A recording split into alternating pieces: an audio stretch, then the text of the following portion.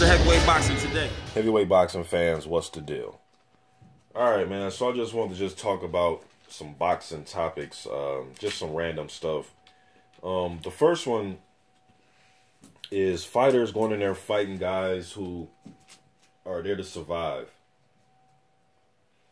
A lot of fans, they get on fighters when they can't get rid of a guy that's there to survive. They say he's exposed, or he's overrated, or he couldn't do this with this guy, or, you know, the guy he was in there with is surviving, has been knocked out a few other times, so why couldn't he knock the guy out? Well, he probably doesn't have, you know, as much power as the other guys that knocked that guy out, is there to survive, that journeyman. But, you know, I've spoke to a few fighters about this. And some trainers too. I've actually spoke to a few guys about this, man. I'm not going to name drop. It's not important. But it's just funny, man, that, you know, talking to the fighters and the trainers, they say that it's one of the most difficult things to do is going in there fighting somebody that's trying to survive, okay? I was watching, when I was going over some Andy Ruiz tape, been breaking him and Joseph Parker down, I was watching the Joel Godfrey fight, when he fought Godfrey. And I was just sitting there thinking to myself, like, man, this shit must suck fighting a guy like this. Because Godfrey, from the opening bell, he came out there, put up the high guard, went to the ropes, was talking crap between his guard when he had his hands up at Andy Ruiz.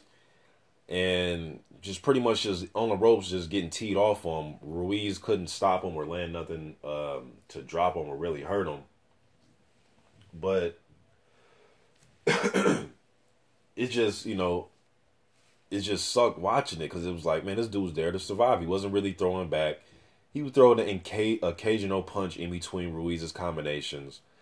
And then once he felt comfortable enough, he'll get off the ropes and try to circle and then throw his jab out there, and then right back to the high guard and shielding up, holding when he needed to.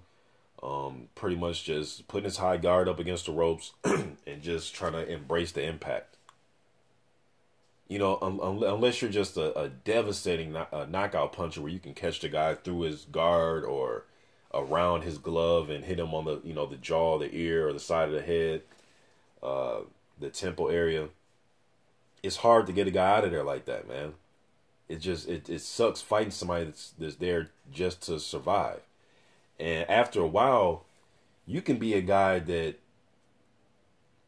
can get accustomed to just going in there to survive and making contenders or even champions sometimes, making them look bad in those fights. It's kind of like one fighter I spoke to told me it's kind of like if you were in a situation with somebody and they were trying to kill you and they didn't have a weapon, but weapon or not, but, you know, minus like a gun or something, but they're trying to kill you. If you're physically able, you're going to do everything possible not to die that day, right? You're going to bite the motherfucker, gouge his eyes, bite his nose off his face, do whatever you have to do to survive. Kick him in his fucking kneecap, pick up something, hit him across the head, something, right? You're going to survive, right? You're going to do everything in your will. That's the same type of attitude some of these fighters bring into the ring, not to the degree of biting somebody. Or, well, guys have been bitten before, but you know what I mean. I mean, not to the degree that I was just explaining in a street altercation in a real life, you know, on the streets, but in the boxing ring. But instead of doing all those things, they'll do stuff like spit their mouthpiece out, fall down on the canvas, to try to, you know, milk the clock and pull down the other fighter, or, you know, just little savvy things to try to survive, you know, to try to manipulate the clock and manipulate the ref and, you know, act like he's hurt, or just a lot of little shit that you can do to try to survive in the ring, man. Now, some of you say, well, if the other guy's good enough, he should just knock him out. Well, it doesn't work like that all the time. You're not going to knock everybody out.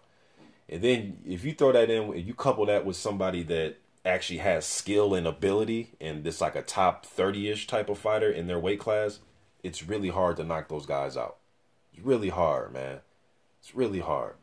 You know, so, you know, I've just been watching fights, man. I see a lot of guys, they, you know, they get on fighters because they can't knock guys out that's there to survive. And It's one of the hardest things to do in the sport, in my opinion, is knock a guy out when he's there just to survive. You know, and what's funny is sometimes you'll get a guy this there to survive. In his mind, in his little mind, he thinks that, oh man, this dude that's in front of me that's the favorite, he's really not even all that good. He can't knock me out. Although they're not engaging and trying to put out no type of offense, they're just strictly defense. They'll throw a punch out occasionally just so the ref will say, hey, you know, just so the ref won't get on them for not throwing punches.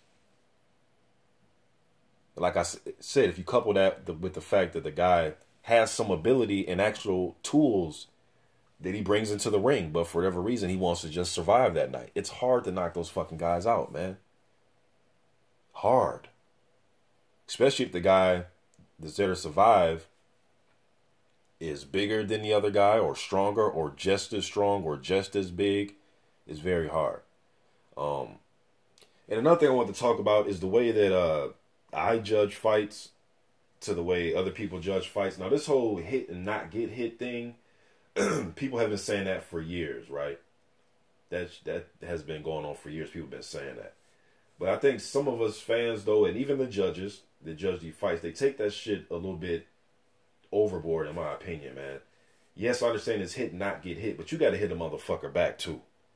This whole concept of just, I'm just going to play defense and hit you occasionally. Like, I mean, come on, man.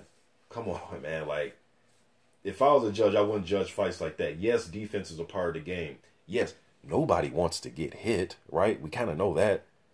We kind of know nobody wants to get hit, right?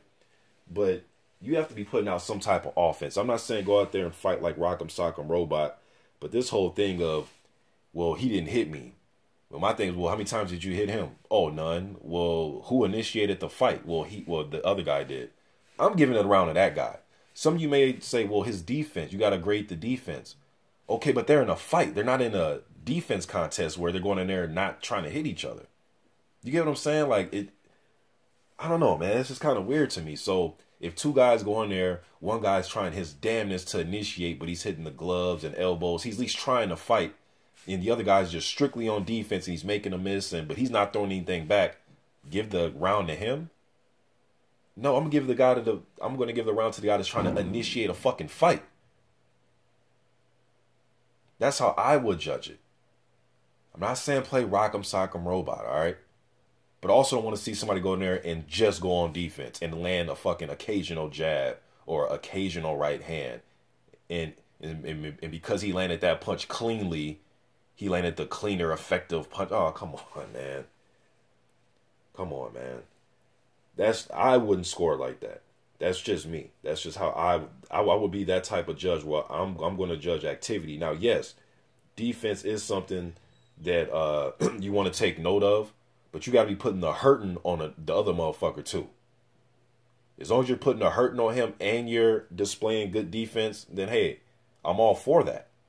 If you're just trying to put on this defensive exhibition and you're not trying to do shit offensively, come on, man. That's not even a fight.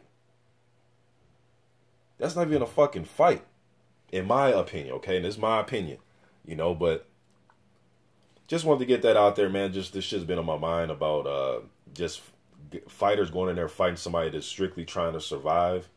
And the way some of these judges and some of the fans, the way they look at fights and the way they score fights with this whole hit and not get hit. And yes, I heard Eddie Mustafa Muhammad, shout out to Boxing Beats and Rhymes, on his channel talking about the art of hitting and not get hit. But he also was, he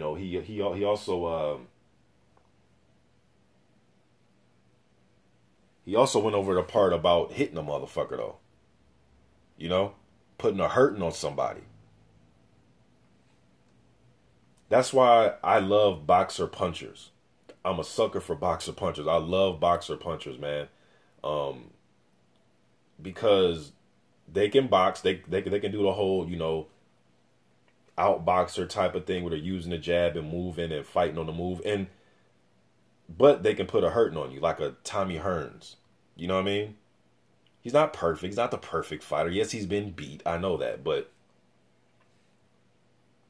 he's the one that really laid that out when I was growing up watching fights, man. A guy that can box and hit and not get hit or try not to get hit.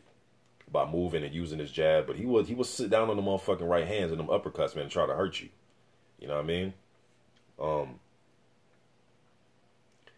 But yeah, man, I just hear that a lot. Hitting, not getting hit, and defense, and no offense. It's like, man, we're there to score punches and land shots and try to hurt the other guy in professional boxing. This isn't fucking the amateur ranks where you know you're trying to get little points and score with certain parts of your glove, and they have to hit a certain part of the opponent. And man, I don't know.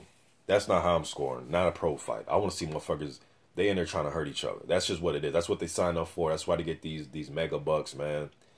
They're trying to hurt another. They're trying to hurt another dude. Bad. You know what I mean?